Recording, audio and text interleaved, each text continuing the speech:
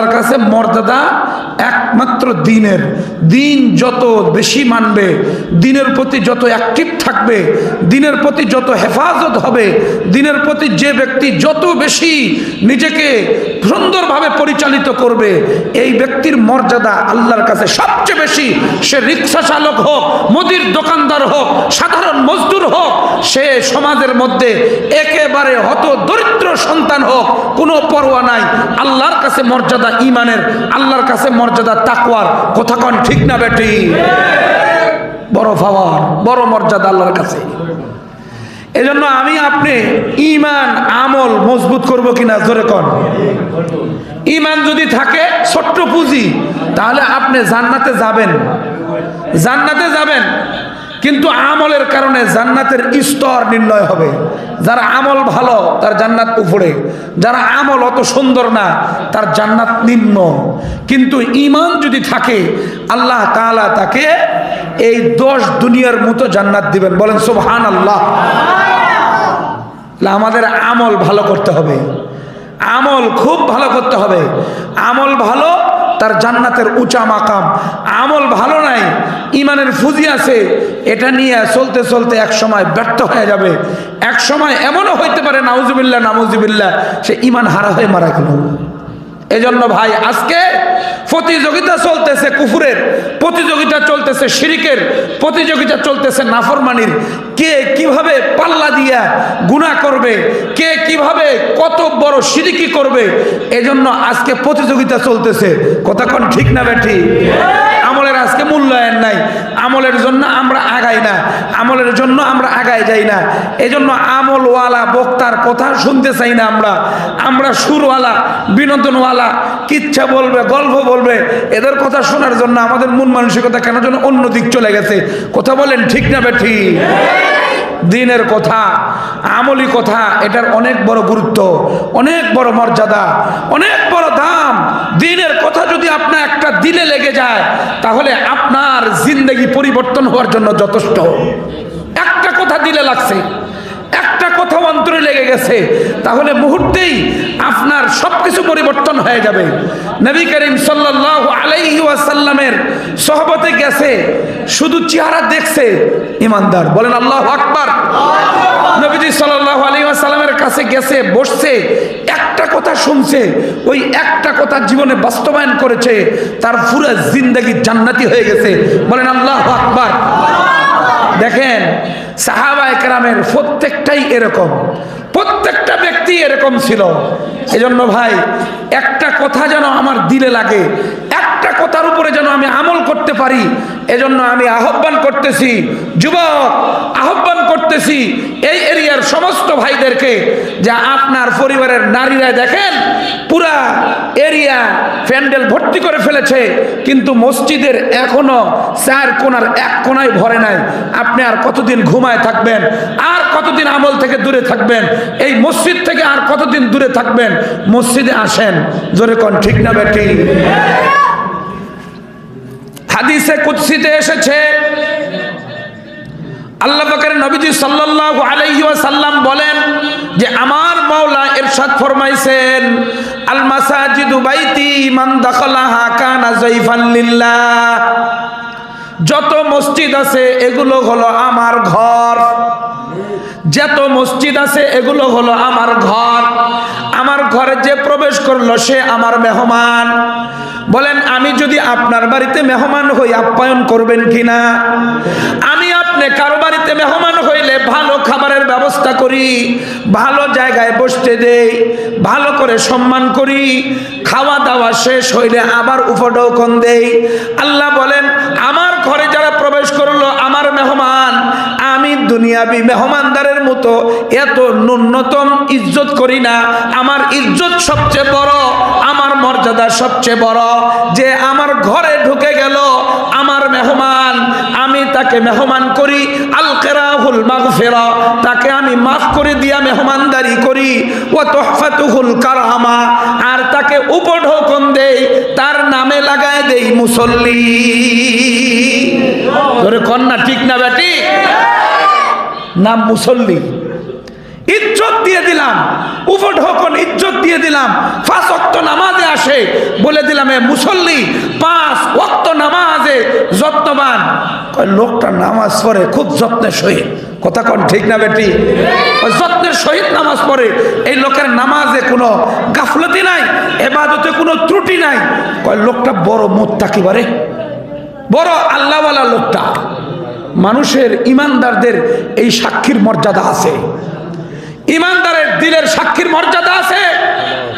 এই বাংলাদেশে 16 বছর স্বৈরাচারী করেছিল, নাম কমু না, আল্লাহর ঘর না এটা? নাম কোয়া লাগবে? এই যুবক কথা কো, নাম কোয়া লাগবে? 16 বছর স্বৈরাচারী করছে, প্রত্যেকটা মানুষের দিলে ঘৃণা, এমন ঘৃণা আমি নিজে দেখা। দিনাজপুর শহরে একজন মা তার 3টা সন্তান নিয়ে এসে দিয়ে মিছিলে যোগ দিয়ে বলছে বাড়ি ফেরত যাবি না যতক্ষণ পর্যন্ত এই শয়তানের নানি যতক্ষণ পর্যন্ত ক্ষমতার থেকে না নামবে, এতক্ষণ পর্যন্ত বাড়ি ফেরত যাবি না। কথা কোন ঠিক না বেটি? কি রাগ আর কি ক্ষোভ, মানুষের দিলের মধ্যে কি ক্ষোভ আর রাগ, এমন রাগ আর ক্ষোভ কেউ ওটার নাম নিতে রাজি না, আমরাও নাম নেব না। কথা কোন ঠিক না বে ঠিক? নাম হলো দিছে মানুষের স্বৈরাচার, নাম দিছে ফ্যাসিস্ট, নাম দিছে ওইটাই চলবে, আর কোনো ওই রকম নাম নেওয়ার প্রয়োজন নাই, নাম এসে গেছে। কথা কোন ঠিক না বে ঠিক?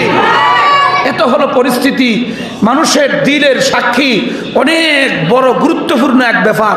বুখারী শরীফে হাদিসে আসছে, দেখেন নবী করিম সাল্লাল্লাহু আলাইহি ওয়াসাল্লাম মসজিদে নববীর চত্বরে বসা, একটা লাশ গেল। মানুষেরা প্রশংসা করলো, মানুষেরা সুনাম করলো, মানুষেরা অনেক গুণ বর্ণনা করলো।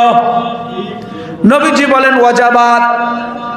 কিছুক্ষণ পরে আরেকটা লাশ গেল, মানুষেরা বদনাম করলো, একটার পর একটা কথা এমন করে ছুড়ে দিল, মানুষেরা চেহারা ঘুরায় নিল, ভ্রু কুঞ্চিত করলো, চোখে মুখে বিরক্তিবোধ করলো।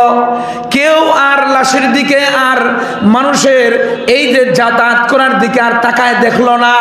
নবীজি বললেন ওয়াজাবাত। সাহাবী যায় বললেন ইয়া রাসূলুল্লাহ, একটা লাশ গেল আপনি বললেন ওয়াজাবাত, আর একটা লাশ গেল বললেন ওয়াজাবাত, আমরা বুঝলাম না। নবীজি বলেন বুঝাই দে কেমনে এটা হইল। মানুষেরা যখন সুনাম করলো, মানুষেরা গুণ বর্ণনা করলো, ওই ব্যক্তির মৃত্যুতে আফসোস করলো, ওই ব্যক্তির দুনিয়ার থেকে চলে যাওয়ার কারণে চোখ দিয়ে পানি ফেলাইলো, এমন করে দুঃখ বেদনা করলো, আমি নবীজি বললেন ওয়াজিবাতিল জান্নাহ, এই ব্যক্তি জান্নাত ওয়াজিব হয়ে গেছে, আল্লাহ কবুল করে নিলেন। জোরে কোন আমিন। আরেক ব্যক্তির লাশ যখন গেল, মানুষেরা বদনাম করলো, মানুষেরা বিভিন্ন রকমের কথা বলল, মানুষ চোখে মুখে বিরক্তি করলো, ভুরু বাঁকা করলো, চেহারা ঘুরায় নিল। আমি বললাম ওয়াজাবাত মানে ওয়াজাবাতিন নার, তার জন্য জাহান্নাম ওয়াজিব। নবীজি হাদিসের লাস্টে বলে আনতুম শুহাদাউল্লাহি ফিল আরদ, তোমরা জমিনের মধ্যে সাক্ষীদাতা, তোমাদের সাক্ষী আল্লাহ কবুল করে। ভালো লোকের দিলের সাক্ষীকে আল্লাহ কবুল করে একজনকে জান্নাতি বানাবে, ভালো মানুষের দিলে ঘৃণাকে কবুল করে আরেকজন ব্যক্তিকে আল্লাহ জাহান্নামে বানাবে। কথা কোন ঠিক না বেটি? দিলের সাক্ষীর অনেক দাম, ইমানদারদের দিলের সাক্ষী অনেক বড় দাম। এজন্য ভাই আজকে আপনি জমিনে আমল করতে থাকেন, জমিনে আমলওয়ালাদের সাথে চলতে থাকেন, নামাজিওয়ালার সাথে চলেন, মসজিদ নির্মাণ করে যারা তাদের সাথে চলেন। ও যুবক, তোমার চলাফেরা মাদ্রাসার ছাত্রের সাথে করো, আলেমদের সাথে করো, একজন মুফতি মুহাদ্দিসের সাথে করো। তোমার এই চলাফেরা, তোমার এই ঘোরাফেরা, তাদের সাথে ওঠা বসা তোমাকে একদিন নীতিবান নেতা বানাবে। কথা কোন ঠিক না বেটি? স্বৈরাচারের দোসর হবে না, জালেমদের সঙ্গী হবে না, তুমি মদখোর আর ফেলসিডেল এবাখোর বাবাখোরদের সঙ্গী হবে না। তোমার এই ভালো লোকদের সোহবতে চলার কারণে তুমি ভালোদের কাতারে যাবে। কথা কোন ঠিক না বেটি? ভালোদের সোহবত, ভালোদের সংস্রব, এটা অনেক দামি ভাই, অনেক ইজ্জত, এটা অনেক বড় সম্মান, অনেক বড় মর্যাদা। এটা আমরা আজকে বুঝি না। আজকে দেখেন না, ভালো কাজের লোক নাই। আজকে মমতাজের গান দিলে কতগুলো লোক জমা হইতো। কি কথা কর না ঠিক না বেটি? আজকে যদি কনসার্টের আয়োজন করা হইতো, টিকিট নিয়ে মারামারি, পরে লাস্টি দিয়ে সিয়ার ভাঙ্গে তাবা। এই দিনাজপুরে ডিসেম্বরের 3 তারিখে আমি দ্বিতীয় বক্তা ছিলাম, আবু তোহা মোহাম্মদ আদনান প্রধান বক্তা ছিল। হাজার হাজার ছাত্র উপস্থিত হয়েছে, গুরুত্বপূর্ণ কথা হয়েছে, সবাই শুনছে। 7 তারিখে যাইয়া একটা পাগলা আছে না, মদ খায়, এটারে নিয়ে কনসার্ট দিছে। সিট নাই, বসার জায়গা নাই, শেষ পর্যন্ত সিয়ের নিয়ে মারামারি। পরে যে মদ খাইছে বেশি, পরে স্টেজে ঠিক মতো আসতে পারে নাই, পরে একরকম অবস্থা। এই যুবক জানো কিনা, কথা বলো যুবক, জানো কিনা অন্যরকম এক অবস্থা। তুমি কার সাথে ঘুরো, কোথায় যাচ্ছ, কোথায় চলতেছ, তুমি হিসাব করে চলো। জমিনে ইমানদার সাক্ষী দিবে আল্লাহর কাছে, আল্লাহ কবুল করে ফেলবেন। কথা কোন ঠিক না বেটি? আনতুম শুহাদাউল্লাহি ফিল্লাহ। আল্লাহ ইমানদারদেরকে বলেছেন তোমরা জমিনে সাক্ষী দাতা, তোমরা যেরকম দিনই সাক্ষী দিবে আমার কাছে কবুল হয়ে যাবে। ওই ক্যামেরার ভিডিও আর ভিউ এমন ভাবে ফেরেশতাদের সংরক্ষণ, এটা ইউটিউব কোম্পানি বন্ধ করে এলায়, ফেসবুক কোম্পানি ব্লক দিয়ে দিল, আর আপনার ভিউ চললো না, বন্ধ হয়ে গেল। এজন্য মামুনুল হকের ভিউ আর হলো না, আটকায় দিল। সাইদি সাহেবের বয়ানের ভিউ আটকায় দিল, আজহারি সাহেবের বয়ানের ভিউ আটকায় দিল। এটা তাদের হাতে নিয়ন্ত্রণ। কিন্তু আমার মাওলা যখন ভিউ করবে, পৃথিবীর কোনো শক্তি নাই এটাকে আটকাইতে পারে। কথা কোন ঠিক না বেঠি? যুবক তৈয়ার হও। তুমি তোমার জীবনকে কোরআনের সাথে মিলাই দাও। তুমি তোমার আমলকে ইসলামের সাথে, মুসলমানদের সাথে, ওলামা কেরামের সাথে তুমি নিজেকে জড়িত করো। আল বেদায়া ওয়ান নেহায়া কিতাবে লিখেছে হযরত ওমর ইবনুল খাত্তাব রাদিয়াল্লাহু তাআলা আমিরুল মুমিনিন, যেই সময় প্রেসিডেন্ট এই বেটা, ইনি যখন রওনা করছেন মদিনার থেকে বাইরে সফরে যাচ্ছেন, তো বলেন এত বড় একজন প্রেসিডেন্ট পৃথিবীর অর্ধেকের চাইতে বেশি এরিয়া শাসন করতে কোরআন দিয়া, এই লোকের পিছনে বুঝি লোক থাকবে না? কথা কোন লোক থাকবে কি থাকবে না? এই লোক চলতে সেই উহুদ পাহাড়ের পাশ দিয়ে যাইতে লেগে খাড়ায় গেছে, খাড়ায়া কাঁদতেছে, চোখ দিয়ে পানি ছেড়ে দিস। আশেপাশে যারা ছিল তারা সবাই থামে গেল। আমিরুল মুমিনিন কাঁদে কে? আমিরুল মুমিনিন কেন কাঁদে? সবাই থামে গেছে, কেন কাঁদে? কাঁদতেছে, চোখ দিয়ে পানি পড়তেছে। একজন সামনে আগায় যায়, জিজ্ঞেস করে, ইয়া আমিরুল মুমিনিন আইয়ু শাইইন ইবকিকা, ও আমিরুল মুমিনিন কোন জিনিস আপনাকে কাঁদাইতেছে? চোখ দিয়ে পানি ছেড়ে দেয়, আওয়াজ করে না। আবার জিজ্ঞাসা করে, আওয়াজ করে না। তৃতীয়বার যখন জিজ্ঞাসা করেছে, আমিরুল মুমিনিন ডাক দিয়ে বলেন, হাদিহিল কিতা, এই যে জমিন খণ্ড আমাকে কাঁদাইতেছে। না বুঝায় বললে বুঝবে না। আমি আজ থেকে অনেক দিন পূর্বে যখন মুসলমান হই নাই, আমি আমার বাবার অনেকগুলো ছাগল চড়াইতে এই জায়গায় নিয়ে আসতাম। ছাগল চড়ানো আমার কাম ছিল, এটাই আমার বড় দায়িত্ব ছিল, এটা আমি করতেছিলাম। একদিনের কাহিনী, আমি ছাগল বিকালবেলা বাড়ির দিকে ঘুরাইতেছিলাম, 3টা ছাগলকে ঘুরাইতে পারি না। একদিকে খেদাইলে আর একদিকে যায়, ডান দিকে তাড়াইলে বাম দিকে যায়, উত্তর দিকে তাড়াইলে দক্ষিণ দিকে যায়। আমি নিয়ন্ত্রণ করতে পারি না। বাড়িতে পৌঁছে যায়, আমার বাপ বড় চৌকস আর চালাক ছিলেন। সমস্ত ছাগল গুনে দেখে 3টা ছাগল নাই। বলে, বাপ কি করলা ছাগল? কই ওই তো পাহাড়ের এরিয়ায়, আমি বারবার চেষ্টা করছি কিন্তু ঘুরাইতে পারি নাই। বাপেরা অনেক বড় সংসারের ব্যাপারে যত্নবান হয়। ছেলের দিকে তাকায় বলে, বিয়া করার উপযুক্ত হইছো, ছাগল চড়াইতে পারো না, বউকে ভাত দিতে পারবানি। কয় কিনা? জোরে কোন, কয় কিনা? কয় তুমি বউ চালাইতে পারবা, সংসার চালাইতে পারবা, ছাগল চড়াইতে পারো না। এমন করে আমার বাপ থ্রেট দিয়েছিল, এমন করে আমাকে বোকাজোকা দিয়েছিল। ও আমার বন্ধুরা, আমার সতী সঙ্গীরা, ভালো করে শুনে রাখো। আজকে আমি কোরআনের সহবতে যাওয়ার কারণে, আমি নবীজির সহবতে যাওয়ার কারণে আল্লাহ আমাকে এমন বড় পাওয়ার আর মর্যাদা দিয়েছে। শুধু মানুষ নয়, সারা পৃথিবীর সমস্ত মাখলুক আমার কথা শুনতে বাধ্য। खुद न थी जो राह पर औरों के हाथी बन गए, क्या नजर थी जिसने मर्दू को मसीहा कर दिया। दुर्पेशानी ने तेरे कतरों को दरिया कर दिया, दिल को रोशन कर दिया है। आँख आंखों को बीना कर दिया। তাই বুজুর্গ বলে, ও আল্লাহ, আমি তো আপনার নবীজির রওজার কাছে আসছি, আমার কোনো কিছু আমল নাই, আমি আপনার নবীর মতো ভেষ ধরে এসেছি। আপনার নবীর যেমন দাড়ি ছিল আমার এমন দাড়ি আছে, আপনার নবীর যেমন নিসফ সাক জামা ছিল আমার এমন জামা আছে।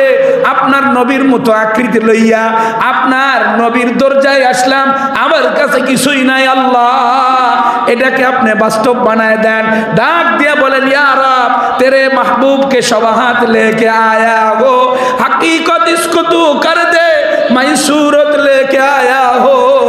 আয় আল্লাহ, এটা বাস্তব বানায় দেন, এটাকেই আমার আমলের জন্য জরিয়া বানায় দেন। আমি বেশভূষা ধরে আসছি, আর কিছুই নিয়ে আসতে পারি নাই। যুবকদেরকে ডাক দিয়ে বলি, যুবক তুমি মসজিদের ফজরে এসে যাও, যুবক তুমি নামাজিওয়ালার সাথে দাঁড়ায় যাও, যুবক তুমি কোরআনওয়ালার সাথে বসে যাও, আলেমদের সঙ্গী হয়ে যাও। ও যুবক, তুমি একজন আলেমের পিছে পিছে চলতে থাকো, আর মাওলাকে ডাক দিয়ে বলো, আল্লাহ আমার কোনো কিছুই নাই, কিন্তু একজন কোরআন জানে তার সাথে চলি, একজন কোরআন পড়ে তার সাথে চলি, একজন মসজিদ নামাজ পড়ে তার সাথে ঘুরি, যে নামাজে যত্নবান তার সাথে আমার চলাফেরা। হकीकत इसको तू कर दे, मैं सूरत लेके आया हो, জোরে কর না মারহাবা। এটা আপনার বলার স্টাইল হবে, এটা যে আল্লাহ আমি এই তো বেশভূষা ধরছি, এই বেশভূষারে বাস্তব বানালাম, এইটা তো খালি ঢং ধরলাম, এটাকে বাস্তব বানায় দেন। জোরে বলেন আমিন। হয়তো ঢংডুং করতে করতে একসময় বাস্তব হয়ে যায়, ঢংডুং করতে করতে কি হয় যায়, একসময় বাস্তব হয়ে যায়। এ বড় এমপি সাহেব ছিল, এমপি সাহেবের পিছনে পিছনে ঘুরে, এত কিছু জানেও না, এমপি সাহেবের আগ দিয়ে নাম কয়, ভাষণ দেয়, আমার বস আইতেছে, হ্যাঁ, সমস্ত জনগণের একজন বিদ্রোহী নেতা, বলে কি না মজলুম জননেতা, যা কোয়ার সব কিছু কয়া মনের কাছে সাফ করে নেয়। তারপরে নেতা এসে বক্তব্য দেয়। এই নেতা যখন মারা গেছে, ওই নির্বাচনে যারা ওই এমপি হয়ে গেছে। কথা কোন ঠিক না ঠিক? কয়েকদিন পরে ওই এমপি হয়ে গেছে, ওর কি যোগ্যতা ছিল? কিচ্ছু নাই, ওই সেলাহটা খালি ঘুরছে। এই এমপি সাহেব বাথরুমে যায়, ওই খাড়ায় খাড়ায় সিগারেট টানে, এরকম করে সময় পার করছে। কিন্তু কি হয়ে গেছে, এক সময় বড় বড় একজন কিছু হয়ে গেছে। এই যে ঢেস ঢুস ধরলে, ঢং ঢুং ধরলে এক সময় বাস্তবে পরিণত হয়। কথা কোন ঠিক না ঠিক? যুবক, তুমি নামাজিওয়ালা প্র্যাকটিস করো, প্র্যাকটিস করো না, ফজরে এসে প্র্যাকটিস করো, আবার জোহরে আসো, আবার আসরে আসো, মাগরিবে আসো, প্র্যাকটিস করো। কোরআন শরীফ পড়তে পারে না, কোরআন শরীফ নিচে নিয়ে হ্যাঁ হু করতেছে, পরে এক সময় আল্লাহ পাক রব্বুল আলামিন তার দিলে আল্লাহর ভয় ঢুকায় দিছে, কোরআন তেলাওয়াত শিখে ফেলেছেন। বলেন আল্লাহু আকবার। এক সময় শিখে ফেলেছে, আর যখন কোরআন ভিতরে এসে যাবে, কোরআন যার ভিতরে ঢুকে যাবে, এই ব্যক্তি বেপরোয়া গুনাহ করতে পারে না। নবীজির আদর্শ যখন নিজের জীবনে শিখে ফেলেছে, এ বেপরোয়া নাফরমানি করবে না, বেপরোয়া গুনাহ করবে না। আল্লাহ তাআলা তাকে কোনো না কোনো সময় দ্বীনের পথে কবুল করবেন, অবশ্যই কবুল করবেন। জোরে কোন ঠিক না ঠিক? আমলের বড়ই দাম, আমলের বড়ই দাম। এজন্য আমল করব তো ইনশাল্লাহ আমরা, আমলের বড়ই দাম। ওই পর্দার আড়ালে আমার মা বোনদেরকে বলি, আমলের বড়ই দাম। সবচেয়ে বড় আমল আপনাদেরকে দিয়ে যায় আল্লাহর ঘর, মসজিদে যেহেতু বয়ান, ইসলাহি বয়ান, আপনি 5 ওয়াক্ত নামাজের জন্য শপথ গ্রহণ করেন। কথা কোন ঠিক না ঠিক? আমার নবীজির শেষ কথা, শেষ কথা, এই নামাজ নামাজ নামাজ, এটাই আমার নবীজির শেষ কথা ছিল, আর কোনো কথা ছিল না। জোরে কোন ঠিক না ঠিক? আজকে আমাদের নামাজ নাই, নামাজ পরে তো ফজরের জোহরে কাজে চলে যায়, আসর পরে মাগরিবের সময় মিলে না, আর এসব সময় কয় হুজুর খাইছি, ঘুম ধরে গেছে আর হুইয়ে গেছে, আর খেয়াল নাই। কথা কোন ঠিক না ঠিক? নামাজে গাফলতি, সবচেয়ে বেশি গাফলতি নামাজে। আমল আপনাকে বাঁচায় দিবে। এজন্য আমি একটা কথা বলে এখন আয়াতের দিকে যাব। আমল যে কিভাবে বাঁচায় দেয় দেখেন, জরুরি কথা। মুফতি তকি ওসমানী দামাত বারকাতুহুম কিতাবু কি দরজগাহ, একটা কিতাব আছে, এই কিতাবে ঘটনা লিখেছেন একজন বড় আলেম ছিলেন, সেই আলেমের নাম হলো নাসিরউদ্দিন বস্তি। নাসিরউদ্দিন বস্তি এত বড় আলেম, উনি ইন্ডিয়ার এবং পাকিস্তানের বেশিরভাগ জায়গায় উনি হাদিস পড়াইতেন। এই যুবক সামনে আসো, যুবকগুলো উঠে নিয়ে আসো, এই যুবক লাগবে, যুবক আমার 10টা হলেই চলবে। যুবক সামনে নিয়ে আসো, এসে আসো, সামনে দিয়ে বসাও, এই সামনে এসো, চলে এসো, তাড়াতাড়ি আসো, তাড়াতাড়ি আসো, সামনে একবার সামনে, ওই 4 জনই সামনে, এদিক দিয়ে বসাও, এই সামনে আসো, এই উঠে নাকি মাইক কিছু করতে হবে না, মাইক তুই এসো, হ্যাঁ তুই এসো, এই যাই এই 4 জনের সামনে দাও, এই 4 জন যুবকরা আমি মাদ্রাসা লই যাবো, সামনে লয়ে আসো, হ্যাঁ সামনে লয়ে আসো। সমাজে যদি যুবক ঠিক হয়ে যায় তাহলে পুরো সমাজ টনটনা, কথা কোন ঠিক না বেটি? এই যুবক যদি ঠিক হয়ে যায় পুরা দেশ ঘুরতে বাধ্য। যুবকের হাতে কি ছিল? লাঠি, পিস্তল নাই, রাইফেল নাই, বন্দুক কামান কিছুই ছিল না। কি ছিল? লাঠি। পুলিশ নিজে এসে বলতেছে স্বরাষ্ট্রমন্ত্রী, কয় স্যার একটারে গুলি করি একটা মরে আর 30টা সামনের দিকে আসতেছে, এটার নাম যুবক। কথা কোন ঠিক না বেটি? এটার নাম যুবক। এই যুবক যদি ইসলামের ঝান্ডা লয়ে সামনের দিকে যায়, কোন শয়তান, কোন তাগুত, পৃথিবীর কোন শক্তি নাই তাকে থামাইতে পারে। কথা কোন ঠিক না বেটি? স্পষ্ট আমরা জানাই দিতে চাই, এই যুবকের এরিয়া থেকে আমরা স্পষ্ট জানাই দিতে চাই, এই এরিয়া কোন ব্যক্তি বেনামাজি থাকবে না। কথা কোন ঠিক না বেটি?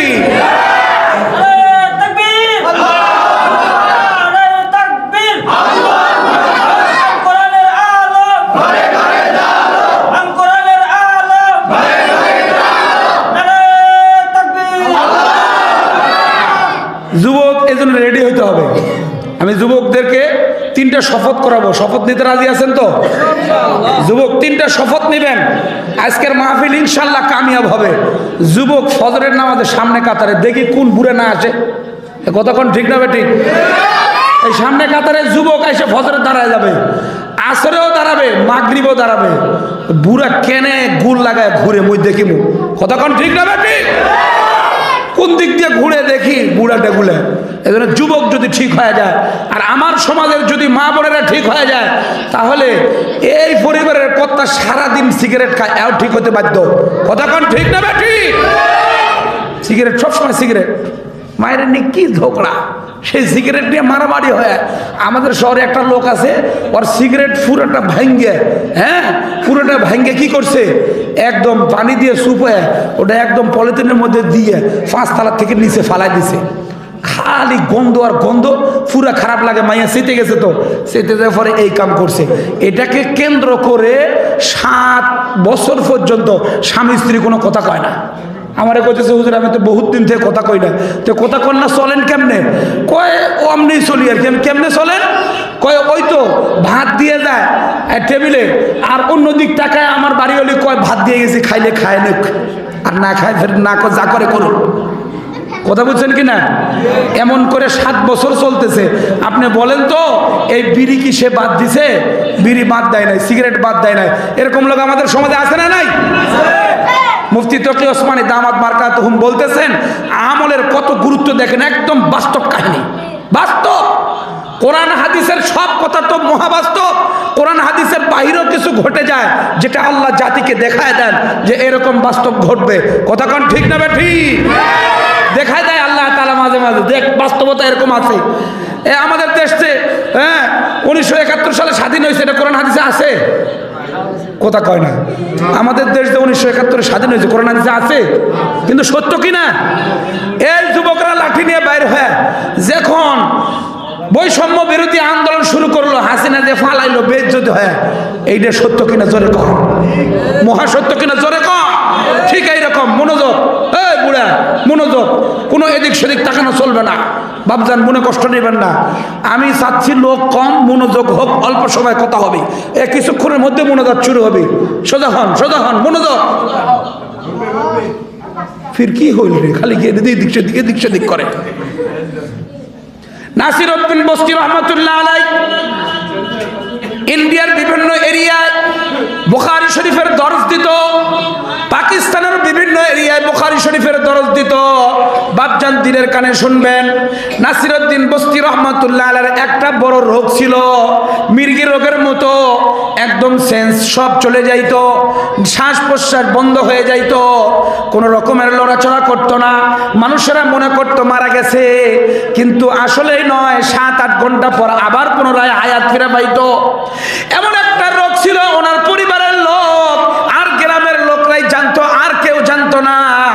নাসিরউদ্দিন বস্তি রহমতুল্লাহ আলাইহি একবার হিন্দুস্তানের সাহারানপুর এরিয়া হাদিস পড়াইতে গেলেন। ওই এরিয়ায় যাওয়ার পর অনেক গভীর রাত হয়ে গেল। লোকেরা বলল, হুজুর আজকে আমাদের এরিয়ায় থেকে যান, আজকে আমাদের এরিয়ায় আপনি থেকে যান। থেকে গেল। ওই মির্গি রোগ যখন ওনার উঠে গেল, লোকেরা এসে হাত নাড়াইছে, লোকেরা নারী দেখছে, পালস দেখেছে, ডায়াবেটিস, প্রেশার, ব্লাড প্রেশার সব টেস্ট করার পরে দেখে এই লোকের আর কিছুই নাই। প্রত্যেকটা লোক সমবেত হইয়া আমাদের মুহাদ্দিস সাহেব হাদিস পড়াইলো। আজকে তার ইন্তেকাল হয়ে গেল। তাকে গোসল করায়া কাফন করে কবর খনন করে কবরে রাখছে।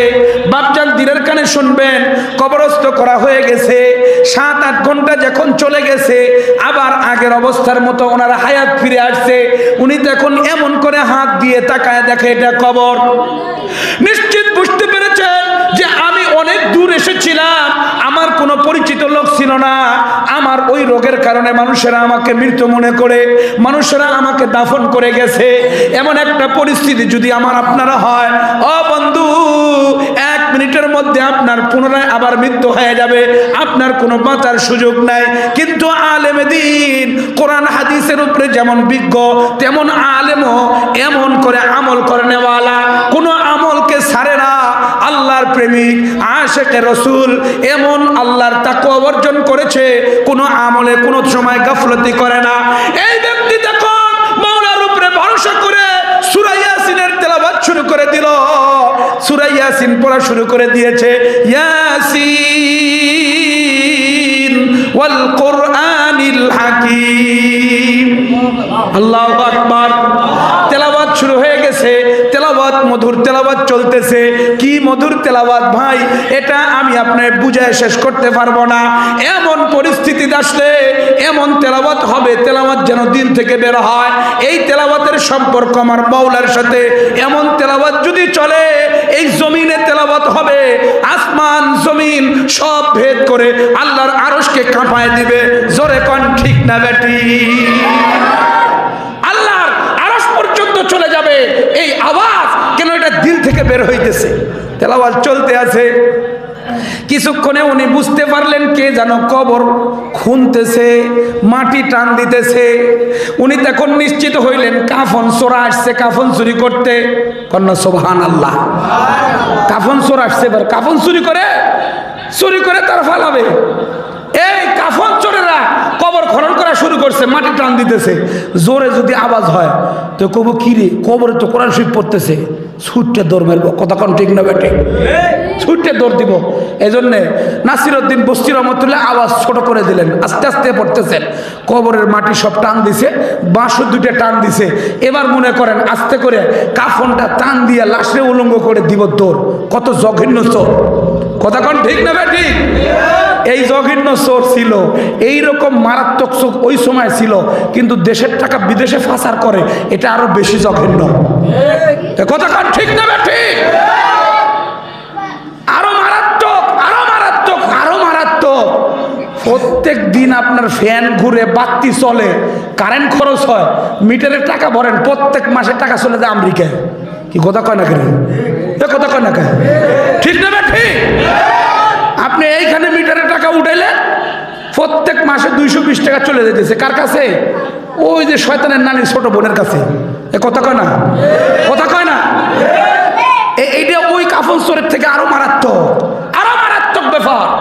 আল্লাহ তাআলা আমাদের দেশটাকে চোর মুক্ত বানায় দেন। জোরে বলেন আমিন। স্পষ্ট কথা, সামনে আমরা ওই রকম লোকের নেতৃত্ব চাই যে নামাজি হবে, মাদ্রাসা মহব্বত করে, ওলামায়ে কেরামকে কাছে নেবে। চুরি, আরাদানি, খুনি, গুম এইরকম কোন নেতৃত্ব আমরা মানি না।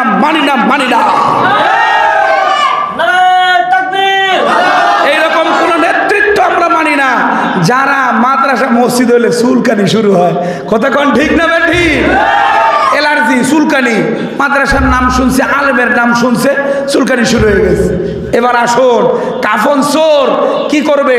এবার কবর তো পুরাই খুলে লাইছে, লাশ। এখন লাশের কাপড়টা নিয়ে উলঙ্গ করে দৌড় দিবে। নাসিরউদ্দিন বস্তি দেখলেন এবার তো উলঙ্গ হওয়া যাবে না, উনি এবার উঠে বসছে। চোর এবার দৌড় কয়, রে বাবা রে, লাশ দেখি উঠে ফির বসছে, দৌড়। কি কথা কন ঠিক না বেটি? এক দৌড়, দৌড়তে দৌড়ে একবারে দৌড়ে বাড়ি গেছে। কয় এইরকম কোনোদিন কাফন চুরি করতে যায় লাশ যে উঠে বসে, এরকম তো কোনো সময় মুই দেখো নাই। হায় হায় কি অবস্থা! তোর বাড়া ভিক্ষা ভিক্ষা রাখ, তোর কুত্তা সামাল, এবার আমাকে বাঁচাইতে হবে। কথা কন ঠিক না বেটি? দৌড় দিয়ে বাড়ি ফুসে গেছে, বাড়ির তো ফুসে গেছে। নাসিরউদ্দিন বস্তি রহমতুল্লাহ দেখলেন এখানে কি করবো আর, আল্লাহ তাআলা সূরা ইয়াসিনের তেলাওয়াতের ওসিলায় আমাকে তো কবর থেকে নাজাত দিয়ে দিল, এবার আমি মানুষের কাছে যাই দাওয়াত দিই, আমি কোন ভাবে কিভাবে এত বড় মুসিবত থেকে বেঁচে আসলাম। কথা কন ঠিক না বেটি? এটা আমাদের জানার দরকার যে নাসিরউদ্দিন বস্তি কিভাবে বাঁচাইলো। বলেন কে বাঁচাইলো? জোরে করে বলেন, আরো জোরে করে বলেন, কে বাঁচাইলো? আল্লাহ বাঁচাইলো। সূরা ইয়াসিনের তেলাওয়াতের ওসিলায় আল্লাহ তাআলা বাঁচাই দিল।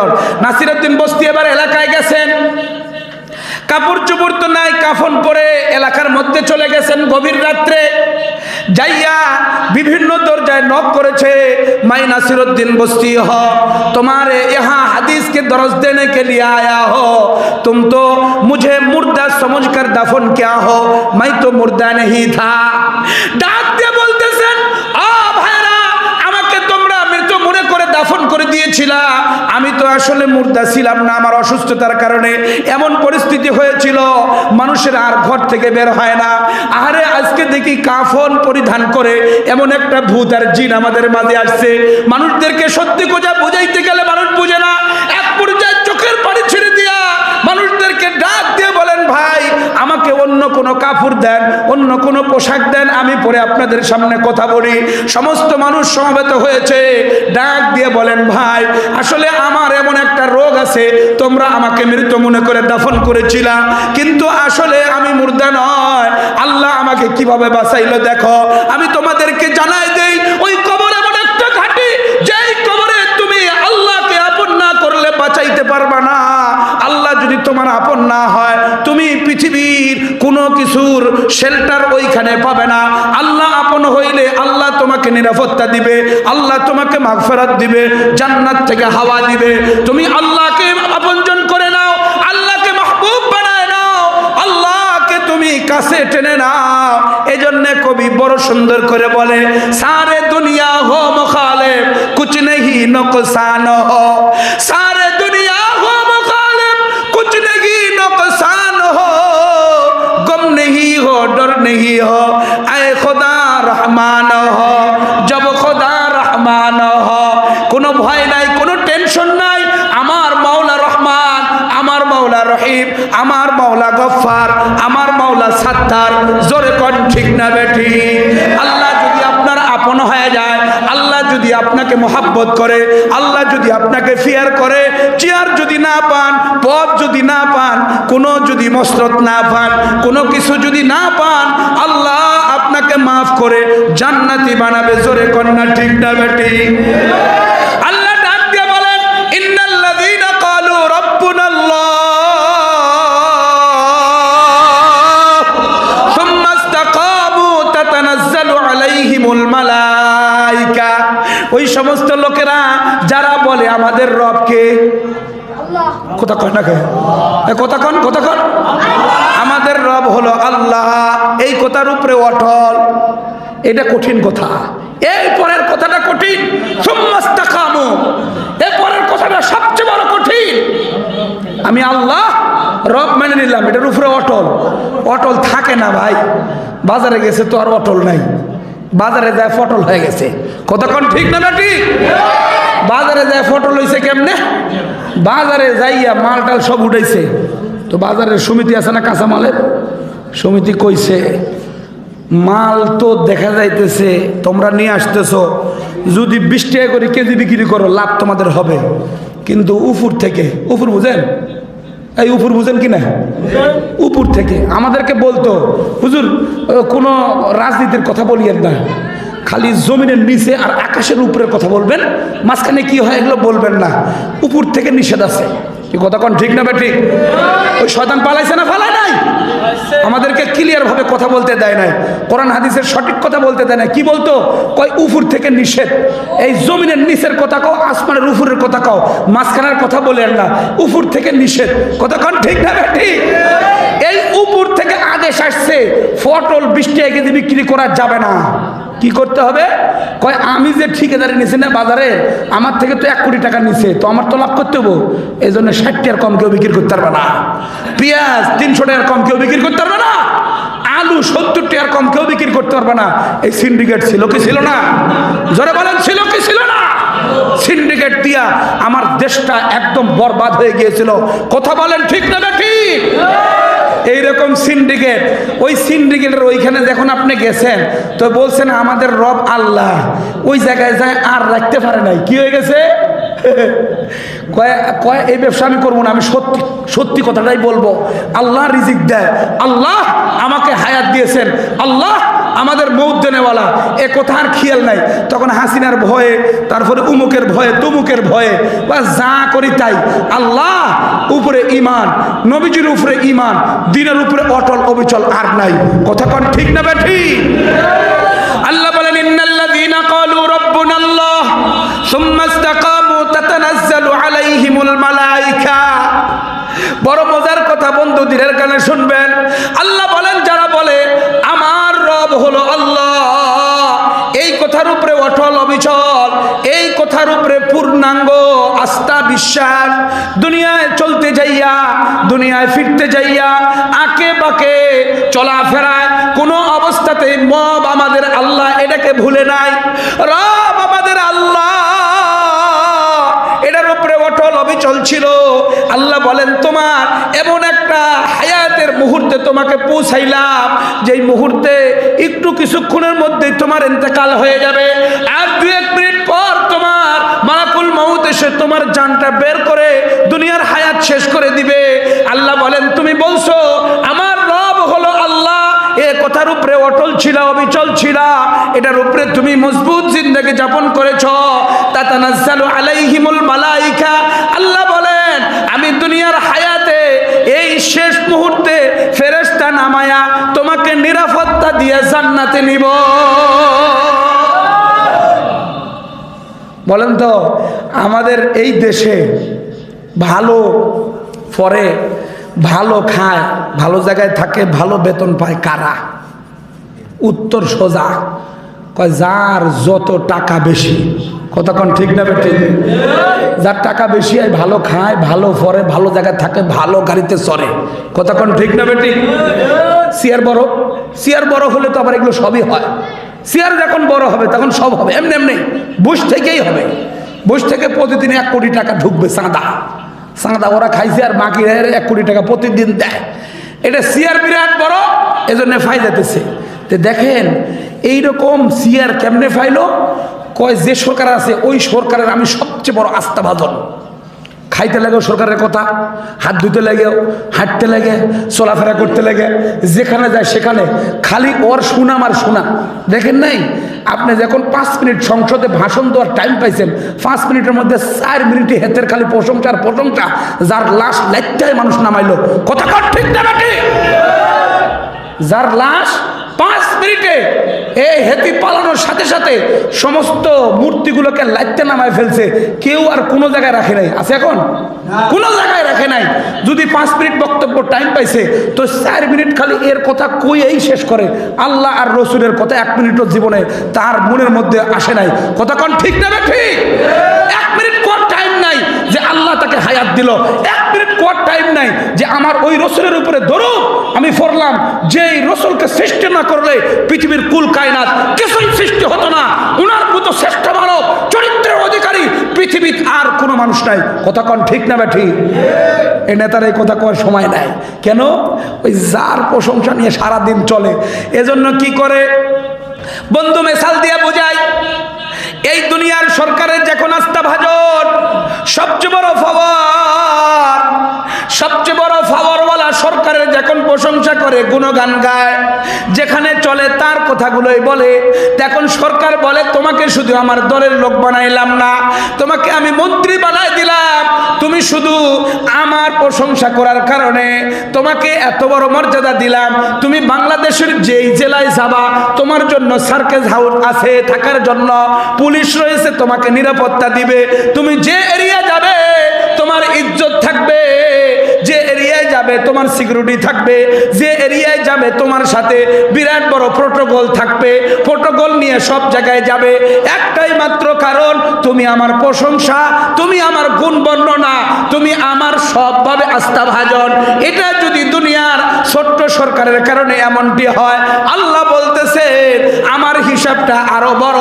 ইন্নাল্লাযীনা ক্বালু রাব্বুনাল্লাহ, যারা বলবে আমাদের রব আল্লাহ, সুম্মাস্তাকামু, এটার উপরে অটল থাকে, নামাজ পড়ে, রাত্রে ঘুম থেকে উঠে ফজরের জামাতে স্লোগান দেয় আল্লাহু আকবার আল্লাহু আকবার, আবার স্লোগান দেয় জোহরে, আবার দেয় আসরে, আবার দেয় মাগরিবে, আবার দেয় এশায়, ঘুমাইতে যাইয়া ডাক দিয়ে বলে ও মালিক, কত মানুষ ঘুমায় গেল আর জাগ্রত হইল না, জানাজা হয়ে গেল, কত মানুষ ঘুমাইছে একেবারে চলে গেছে কবরে। আল্লাহ এই তো ঘুমাইতে যাইতেছি আপনার নামে, ঘুমাইলাম আপনার নামে, হায়াত দেন আপনি, মৌত দেন আপনি, রিজিক দেন আপনি, এগুলো বইলে কোরআন শরীফ কিছুটা তেলাওয়াত করে ঘুমাইতে যায়। আল্লাহ বলেন এমন করে তোমার জিন্দেগি চলছে 100 বছর, চলছে 90 বছর, চলছে 60 বছর, তোমার জীবনটা আমার প্রশংসা, আমার গুণগান, তোমার জীবনটা চলছে আমার বড়ত্বের স্লোগান দিয়া। তুমি শয়তানের পথে যাও নাই, শয়তানের কোনো কথা লাও নাই, শয়তানের কোনো কথাকে তুমি উচ্চারণ করো নাই। আমার প্রশংসা, আমার গুণগান, তোমার জীবনটা আমার বিধান দিয়ে সাজানো।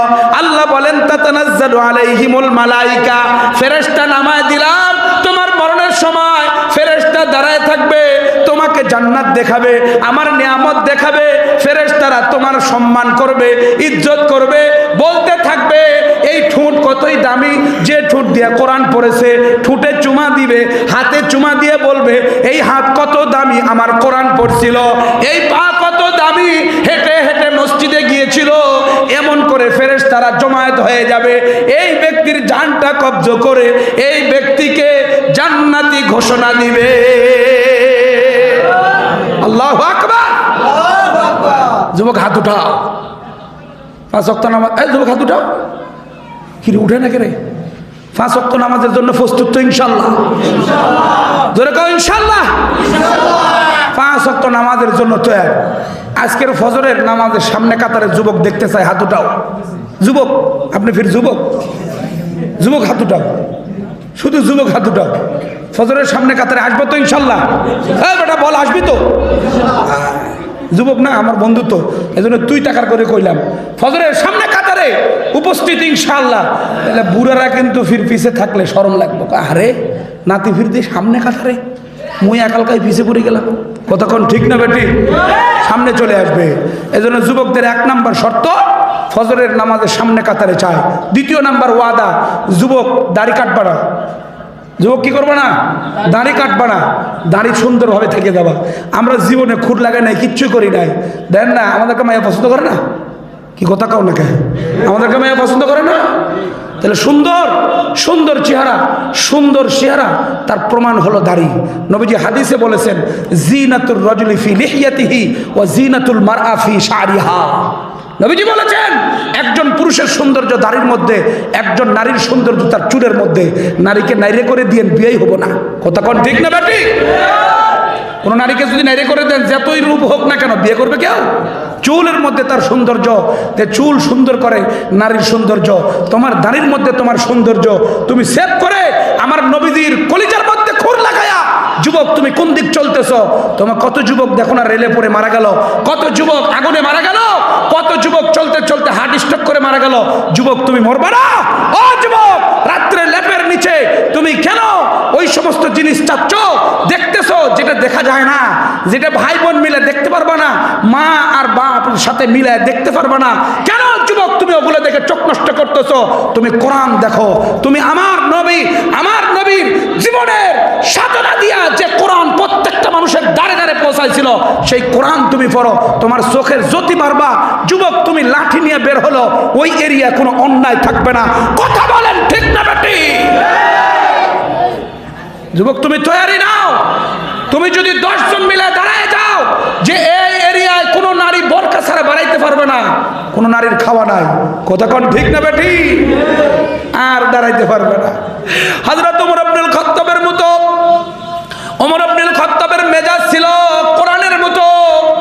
এই জন্য ওনাকে বলা হয় মেজাজে ওহী। ওহী যেমন মেজাজ ছিল, ওনার মেজাজটা এমন। অবাক দিলের কানে শুনবেন, ওনার মনে যা কইছে কোরআন ওইভাবে নাজিল হইছে। ওনার মনে চাইছে আমার নবীর স্ত্রীর সাথে অন্যান্য লোকেরা কেন কথা বলে, পর্দা নাজিল হোক, পর্দার আয়াত এসে যে কেন কোনো নারীর সাথে যেমন কোনো পুরুষ কথা বলতে পারবে না, আমার নবীর স্ত্রীর সাথেও যেন কোনো মানুষ কথা না বলতে পারে। হযরত ওমর ইবনুল খাত্তাবের ভিতরে চেতনা, এই একটা চেতনা নিয়া রাত্রে উঠলেন, গভীর রাত্রে চলতেছেন, দেখে হযরতে সৌদা বিনতে জামআ রাদিয়াল্লাহু তাআলা যাচ্ছেন। বিরাট বড় ফিগরওয়ালা আরব সুন্দরী ছিলেন। উনি যখন যাইতেছেন তখন উনি ডাক দিয়ে বললেন, ইয়া সৌদা, আমি তোমারে সিগন্যাল আইছি। এমন করে যখন আওয়াজ দিলেন, তাড়াহুড়া করে ঘরের মধ্যে ঢুকে গেলেন। আমার নবীজি জয় বলার আগে ভিতরে ব্যথা পাইছে, কে যে আমার নাম ধরে ডাকলো, রাস্তা দিয়ে চলতেছিলাম, কে আমার নাম ধরে ডাকলো, এটা তো ইফটিজিং করলো, এটা আমার মাথার মধ্যে বড় রকমের চোট লাগাইলো। এমন করে বড় দুঃখ আল্লাহর কাছে পেশ করেছে। আল্লাহ তাআলা কোরআনের আয়াত নাজিল করে পর্দা ফরজ করে দিল। যুবক, পর্দা ফরজ না সুন্নত? এই পর্দা ফরজ না সুন্নত? ঘরেরটা না, ঘরের দোকানে পর্দা দেয় না, এগুলো ফরজ না? এই জানালায় পর্দা দেয়, এগুলো ফরজ না? ঘরে দিয়ে রাখে, জানালা দিয়ে দেখে, এইটা আমাদের মসজিদে এখানে পর্দা দেওয়া ফরজ। কতক্ষণ ঠিক না বেটি? এই পর্দা, আমরা পর্দা বলতে কি বুঝি, পর্দা কোনটাকে বলে? এই যে অল্প কিছুক্ষণের মধ্যে শেষ করে দিব, টাইম বেশি নাই, 12টা পার করার কোনো সুযোগ নাই। ফজরের জামাত যদি কাজা হয় তাহলে এইরকম কয়েক কোটি মাহফিল আর ফজরের নামাজের একটা সেজদা কোনোদিন মিলাবে? এ কথা কও, কোনোদিন এক পাল্লায় আসবে না। ফজরের নামাজের মূল্য সারা পৃথিবীর চাইতেও, এর চাইতেও আরো বহুত কিছু। কথা কোন ঠিক না বেটি? এজন্য আসুন সম্মানিত উপস্থিতি, শুনুন, পর্দা ফরজ। নামাজ যেমন ফরজ, যাকাত যেমন ফরজ, হজ যেমন ফরজ, পর্দা তেমনই ফরজ। আমার মা বোনদেরকে লক্ষ্য করে বলে যায়, পর্দা যদি না করো তাহলে তোমার জন্য জাহান্নাম। নবীজি সাল্লাল্লাহু আলাইহি ওয়াসাল্লাম হাদিস বলছেন, কয় সিনফানে মিন আহলিন নার, কয় দুইটা গ্রুপ জাহান্নামে, লাম আরাহুমা, যেই দুই গ্রুপকে আমি দেখি নাই। নবীজি বলতেছে আমি দেখি নাই, তাহলে এই দুই গ্রুপ পরে আসবে। হাসিনার সময় থাকবে, হাসিনা ফালাই গেলেও থাকবে। কথা কোন ঠিক না বেটি? এই দুই গ্রুপ আমার নবীজি দেখে নাই। বলতেছেন 1 নম্বর গ্রুপ, কওমুন মাআহুম সিয়াতুন কাআজনাবিল বাকরি ইয়াজরিবুনা বিহান নাস, একটা জাতি, যেই জাতির সাথে থাকবে হকি স্টিক, এই হকি স্টিক দিয়ে মানুষদেরকে ফিটাইতে থাকবে। উদ্দেশ্য কি? মুহাদ্দিসিনে কেরাম হাদিসের ব্যাখ্যায় লিখেছেন, ওই ক্ষমতাবান যারা তাদের জুলুম শাসন দিয়া ক্ষমতা চালাবে, মানুষের উপর অত্যাচার করবে, খুন গুম করবে, মানুষকে সর্বদাই কণ্ঠাসা অবস্থায় রাখবে, কোনো মানুষের অধিকার নিশ্চিত করবে না, খাদ্যে মারবে, ভেজালে মারবে, সবভাবে মানুষকে তারা হত্যা আর নিপীড়নের মধ্যে থাকবে। কথা বলেন ঠিক না বেঠি? এই জাতি ছিল না, ছিল না? আমরা কিয়ামতের এই যে এই জাতি আর দ্বিতীয়বার আসতে দিব না। দ্বিতীয় নাম্বার, নবীজি বলেন নিসাউন কাসিয়াতুন আরিয়াতুন, ওই মহিলা যারা পোশাক পরিধান করেও উলঙ্গ। মুহাদ্দিসিনে কেরাম হাদিসের ব্যাখ্যায় লিখেছেন, পোশাক পরিধান করেও উলঙ্গ কেন? নবীজির ব্যাখ্যায় মুহাদ্দিসিনে কেরাম বলে, কয় কাপড় পরেও উলঙ্গ মানে অল্প কাপড় পরছে, বেশিরভাগ শরীরের খোলা। আছে না নাই? আছে না নাই? বেশিরভাগ খোলা, অল্প কাপড় পরছে। হ্যাঁ, অল্প কাপড়, একদম ফ্যাট খালি, ফিট খালি, ওই মাজার উপরে অল্প একটু। কতক্ষণ ঠিক না ঠিক? পুরো একদম ওই দিক খালি সেই দিক খালি, সামনে দিয়ে অল্প একটু, মানে সব কি করে ফেলছে, খুলে ফেলছে, অল্প করে থুই দিছে। এইরকম অর্ধ উলঙ্গ, এটা উলঙ্গর মধ্যেই শামিল। দ্বিতীয় ব্যাখ্যা মুহাদ্দিসিনে কেরাম বলেন যে এমন ফাতলা কাপড় পরছে শরীরের অঙ্গপন্ত সব দেখা যায়, এই কাপড় পরিধান করা না, এটা উলঙ্গর মধ্যেই শামিল। কতক্ষণ ঠিক না ঠিক? তৃতীয় নাম্বার ব্যাখ্যা, এমন কাপড় পরিধান করেছে টাইট, শরীরের অঙ্গ প্রত্যঙ্গ বোঝা যায়, বড়ই মুশকিল। নবীজি বলেন কাপড় পরিধান করার পরে উলঙ্গ, এই সবচেয়ে বড় খারাপ কথা। মুহাদ্দিসিনে কেরামের ব্যাখ্যায় লেখে, নারীরা যদি প্রয়োজনের কারণে ঘর থেকে বের হইতে হয় তাহলে 4টে শর্তের সহিত ঘর থেকে বের হবে। 1 নম্বর শর্ত, বোরকা পরবে, কালো বোরকা। বলেন কেমন? কালো রং। রং কেমন কোন? কালো, একদম কাউয়ার মতো কালো, কালো রং পরবে। এমন রং লাগাইছে মনে করেন লিপস্টিক কালার, মিষ্টি কালার, চিকচিক করতেছে। যুবক খারাপ করতেছে, আরে মাইয়া তো মুই চাও না, বোরকাটা চাচি রে, এরকম রং তো মুই কোনো সময় দেখো নাই। কথা কয় ঠিক না বেটি? হ্যাঁ, দেখতেছে একবারে তাকায় ধরে দেখতেছে। কয় কিরে তুই মাইয়া দেখোস কে রে? কয় না, বোরকার রংটা দেখছিস বেটা, কি রং, সর্ষের ফুলের মতো রং। তাহলে কি আর পর্দা হলো? সবাই তো চায় চায় দেখলো, কালো বোরকা হইতে হবে, বোরকার রং কালো, বোরকাটা ঢিলা ঢালা, শরীরের অঙ্গ প্রত্যঙ্গ দেখা যায় না, ঢিলা ঢালা। 3 নাম্বার শর্ত, যে বোরকা পরিধান করবে সেই বোরকা কোনো ফাতলা কাপড়ের হলে হবে না, ফাতলা কাপড়ের চলবে না। কালো রং তো মোটা হবে, ঢিলা ঢালা হবে, বাস ফিটেস হবে, সুন্দর করে বের হবে। এরপরে 4 নম্বর শর্ত হইল, নারীরা বের হবে রাত্রে, মাগরিবের পরে, এশার পরে। আমার আপনার দাদি আগে এরকম বেরোতো না, এখন খালি জোহরের পর, এখন খালি আসরের পর। কথা কয় না ঠিক না ঠিক? এই টাইমে যাওয়ার সময় বানালে কে রে? হ্যাঁ, আপনি কবেন যে রাত্রে যা, এসার পরে যা? কয় হ্যাঁ, মুই এখানে কিছুই করি না, কিছুই বুঝি না, ওই সময় যাব। কি সে তার কি খেপা? قال النبي صلى الله عليه وسلم نساء كاسيات عاريات مميلات। নবীজি বলেন এমন মহিলা যে কাপড় পরিধান করে উলঙ্গ, মানুষকে আকৃষ্ট করে, নিজেও পুরুষের দিকে আকৃষ্ট হয়।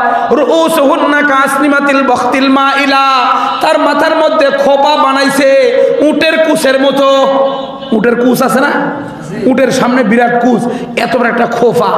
এই খোপা পরে মনে করেন রাস্তা দিয়ে ঢ্যাঙ্গর ঢঙ্গর করে হাইটে যাইতেছে।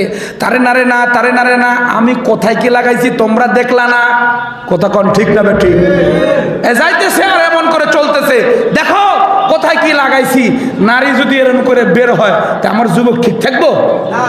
তাহলে নারীদেরকে আমি অনুরোধ করব, বেপরদা হয়ে যেন বাইর না হয়। আজকের এই মজলিস থেকে, সম্মেলন থেকে উদাত্ত আহ্বান, আমার মা বোনদেরকে বেপরদা হয়ে বাইর হব না। শপথ গ্রহণ করেন যে আমি পর্দায় থাকবো, আমি আমার সৌন্দর্য, আমি আমার সব কিছুকে ঠিক রাখবো আমার স্বামীর জন্য। কন্যা ইনশাআল্লাহ, ইনশাআল্লাহ। নবী করিম সাল্লাল্লাহু আলাইহি ওয়াসাল্লাম হাদিসের শেষে বলেন, লাম ইয়াদখুলনাল জান্নাতা ওয়ালা ইয়াজিদনা রিহাহা। জান্নাতে তো যাবে না, জান্নাতের ঘ্রাণও পাবে না। সুবহানাল্লাহ, জান্নাতের ঘ্রাণ পাওয়া যায়। ওয়া ইন্না রিহাহা লাতুজাদু মিন মাসিরাতিন কাযা ওয়া কাযা। নবীজি বলেন এই জান্নাতের ঘ্রাণ এত দূর থেকে পাওয়া যায়। হাত দিয়ে দেখাইলেন, আসমানের জমিনে ফাঁকা জায়গা যত বড়, এই 500 বছরের দূরত্ব থেকে জান্নাতের ঘ্রাণ পাওয়া যায়, সেই ঘ্রাণও পাবে না। বলেন নাউজুবিল্লাহ। এই সমস্ত নারীদের থেকে আমাদের সমাজকে আল্লাহ হেফাজত করুন, বলেন আমিন। দেহ প্রদর্শনী করে বেড়ায়, দেহ প্রদর্শনী করে বেড়ায়, আর নিজেকে নিজে লেলিয়া দেয় পুরুষদেরকে আকৃষ্ট করার জন্য। নাউজুবিল্লাহ। এই সমস্ত নারীরা আমাদের সমাজে যেন না থাকে, আল্লাহ কবুল করেন, বলেন আমিন। আমাদের সমাজটা জান্নাতি সমাজ হবে। যুবক 1 নাম্বার ঠিক হয়ে গেলে, 2 নাম্বার, নারীরা যদি ইসলামের নিয়ম কানুন মেনে পর্দায় চলে তাহলে আমাদের সমাজ জান্নাতি সমাজ হবে। আল্লাহ আমাদের এই সমাজকে জান্নাতি সমাজ হিসেবে কবুল করুন, জোরে বলেন আমিন। আল্লাহ আমাদের এই সমাজকে ইসলাম, মুসলমানদের শর্ত শরায়েত সবগুলো মেনে আমাদের দেশটাকেও ইসলামের নীতিমালাতে রাষ্ট্র কায়েম কোরআনের উপরে কবুল ও মঞ্জুর করেন, জোরে বলেন আমিন। ওয়া আখিরু দাওয়ানা আনিল হামদুলিল্লাহি রাব্বিল আলামিন। আসসালামু আলাইকুম ওয়া রাহমাতুল্লাহি ওয়া বারাকাতুহু।